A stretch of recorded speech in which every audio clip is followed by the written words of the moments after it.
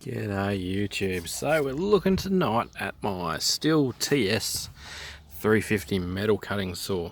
And it's meant to be a metal cutting saw, but I've been using it for concrete. So what we're going to do tonight is check and see how the air filter's faring. So I've got two little wing nuts here. They're already undone. I'm just going to have to repair this. It's like fiberglass, I think. Rear housing here, because it's got some cracks in it. We can repair that easy enough. So the first thing you want to do is remove this whole assembly before you start knocking dust around anywhere. So the air comes in these back holes here, goes over this filter, through this filter, and then there's a last filter on the inside. So we want to pull the whole assembly out straight away. Put that down. As you can see, up in there is where your carby is. There's a little bit fuely and greasy in there, which I'm happy about because fuel and grease catches dust, so it stops it going in. There you go, it's a Stihl part. It's just got a stretchy outer band on it. I normally try and cut with water, but it's not always practical. Sometimes once you've got the saw going, you just keep cutting until you get through whatever you're cutting. It is what it is. This is like a pre-filter that's full of concrete dust. So I'll give that a blowout with the compressor later. Then there's this cartridge style filter in here, which we'll give a blowout with the compressor as well.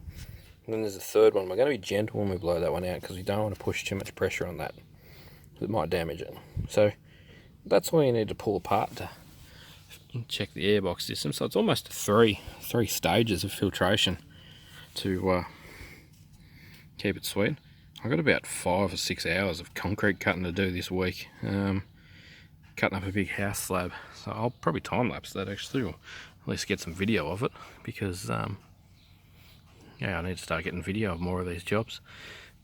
This one's really good on fuel because it's only got it's got a huge engine. It's like 80 something cc, and it just really doesn't put any actual effort into cutting. Like it's, yeah, you're never actually on the throttle all that hard. So I'm gonna give this whole thing a bit of a birthday ready for its job. And check the belt, make sure it doesn't have any major cracks in it, that kind of thing. And yeah, you just want to make sure that you don't have the saw facing like tilted, so some of this could fall in and down the carby. It's actually probably good to have the choke on because that'll also shut the throttle, and you got less chance of stuff going up in there. So yeah, this is a ts350. I bought this for like 120 bucks a few years ago. I ran half a dozen steel blades through it, so it's a 12 inch, it's a 300mm one. So it's not the popular normal 14 inch size like a drop saw. But yeah, I've run half a dozen steel blades through it, and this is the second diamond blade. Oh, this is a hybrid actually. I cut a heap of asphalt with the first one and killed that, but this one's a hybrid. It's actually steel and asphalt, concrete and asphalt. Yeah, so we're just going to lube up this slide as well so we can get that out of our way. I'm just going to make a little water jet kind of thing up. A little flexible pipe or something that just squirts from here onto the blade, so that I can just click a hose on up here.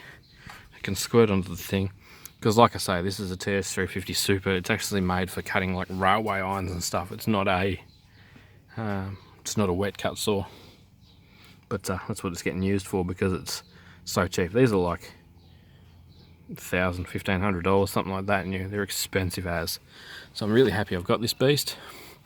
I might see if I can't order a muffler for it online. I should be able to still get parts. I might go and see my local steel dealer. It's got tons of compression, lots of pop, starts really well. There's a few videos on the channel from a couple of years ago where I was just cutting steel with it. It just flies through stuff. It sits on the rev limiter if you use anything more than about a third throttle. So yeah, Stihl TS Super. That's how you pull the airbox out of it. I'm going to give that a clean out with the air compressor now and put it all back together, and hopefully you'll see some videos next week with me using the little beast. Thanks heaps for watching. Catch you on the next video.